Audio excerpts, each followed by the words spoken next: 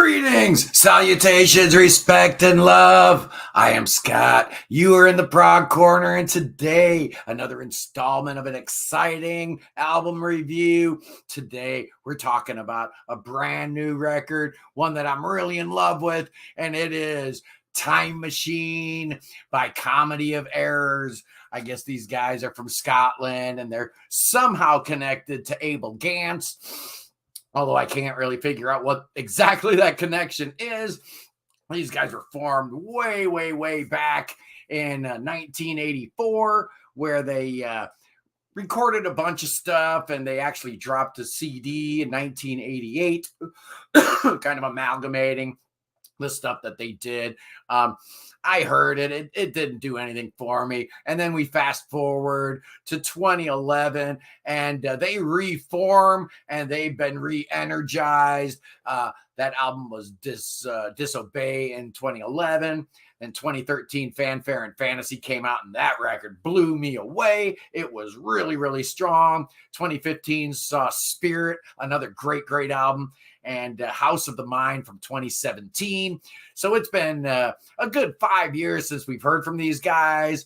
And what have they got in store for us? Well, I contend that they dropped their masterpiece here on us, one of the best albums I'm going to hear all year. Obviously, we've only got a couple months left, so obviously this album is going to be a major factor in my year-end evaluation, but we'll get into my rating, my score a little bit later.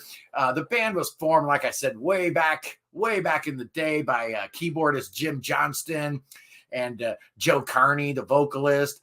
I guess Joe left, and that was part of the whole reason why they disbanded and went quiet for 20 years. We didn't hear anything about them in the 90s or the aughts. And man, I'm so glad to have these guys back, because every record they've put out since reforming has been really good. This one is the best of the lot for sure.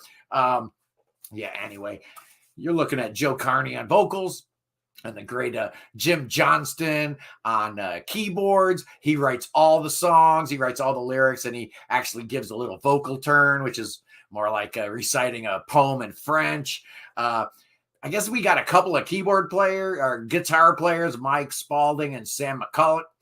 I think John Fitzgerald plays bass. I'm not really sure what his status is.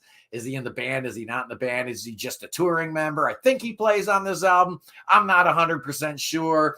And special mention to the drummer on this, Bruce Levick. He's played on all their reunion albums, and he is a monster and the absolute unsung hero of this album. He's amazing. So let's look at the tracks. Let's look at this album a little bit. And why am I so high on it? Why am I so excited about this neo-prog album? You guys know I'm not a big neo-prog fan, but this album is really hitting me right here. I'm really digging it a lot. It starts with a little 6.5-minute tune called The Night Returns. It's a real up-tempo affair with the keyboards going and the drums rolling along. And I guess this was an older track that they reworked. And what a great opener it is. It's very up-tempo, very energetic, goes through some stylistic changes along the way, packs a whole lot into its 3.5-minute running time. Great way to start off the album. We get another shorter track following it up. The 5.5-minute track is called Lost Demigods. It's really cool. It's got a lot of manipulated mellotron going on here. A lot of references to Shakespeare and Beethoven and stuff. The beginning of the song starts with a little bit of the Fifth Symphony on a mellotron. It sounds really good. Later on in the song, we get a little reprise of Ode to Joy. If you listen closely, you can hear that referenced in there. But it's a really cool up-tempo song. It's in 4/4, but it's really sneaky and syncopated so that you kind of lose the beat a little bit. There's like a meterless kind of feel to it, which I really enjoy. It's a great track, but that leads us into the first of two longer tracks. The first of which is called Wonderland. And this thing is the longest song they've ever done. It's over 15 minutes, 15 and a half. So I guess it is the first and only true epic in their discography using the Chris Squire 15-minute or more rule. And they don't waste any time with this song getting going right away. It's really dark. It's in a D minor all the way through, so it's really dark and foreboding, and it talks about America's place in the world and how we've really lost our way and how we should be the beacon of hope for the entire world, but we kind of haven't been that for the last 7 or 8 years, and there's a real longing for a return to that. And there's references to Donald Trump and all this kind of stuff in the music. It's a great song, and I'm listening to it. I'm thinking, this is the best thing Comedy of Errors has ever done.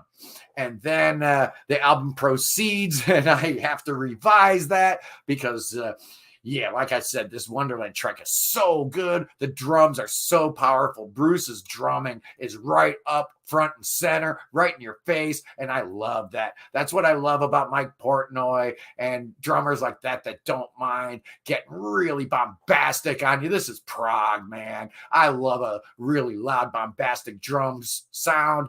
And the mix, this is exactly how drums should be mixed. Just incredible. Really, really good. It's dark and heavy, and there's some Hammond organ going on. That Wonderland track is just terrific. Fantastic. The fourth song is another shorter track. It's like 4.5 minutes long. This one's an instrumental. It starts out with a little bass line going from tonic to the flat 7, and then it modulates through and goes through a lot of key changes, but always ends up in the same place, kind of like a round type of thing.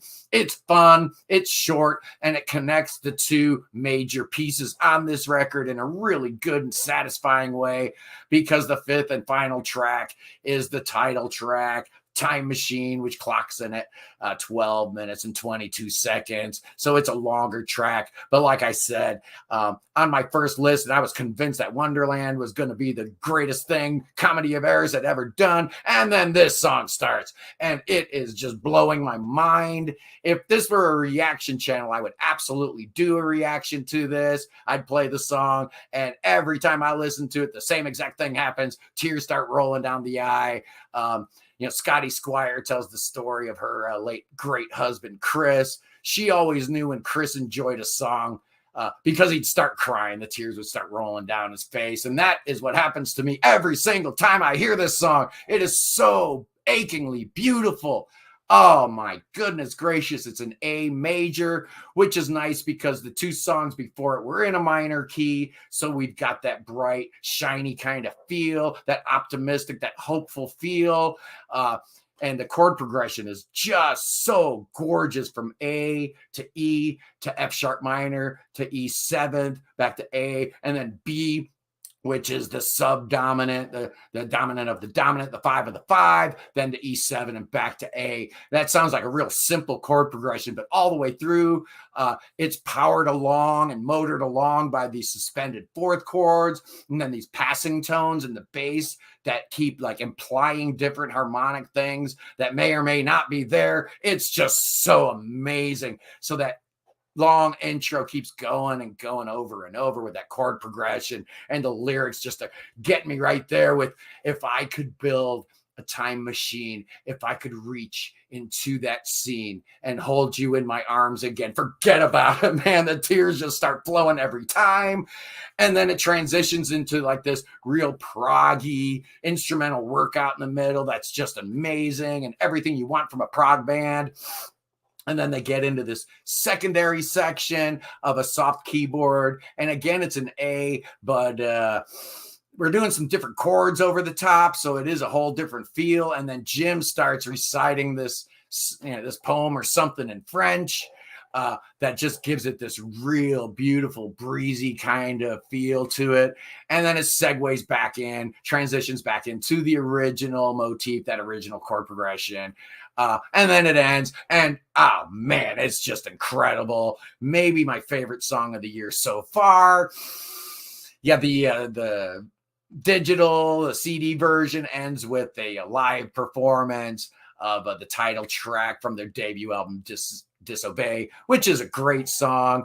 It's a short album. This thing's only like 43 minutes long. So I guess since they're not going to drop it on vinyl, they needed a little bit more material to round out a CD. So they put that live thing in there, and it's great. But, we're not really concerned about live versions of old songs here. We're talking about the 5 brand new songs on this album from Comedy of Errors, Time Machine. Just absolutely incredible. I have been digging this so much. This is their this is their 5th album since coming back to life. And like I said, I do believe it is their best.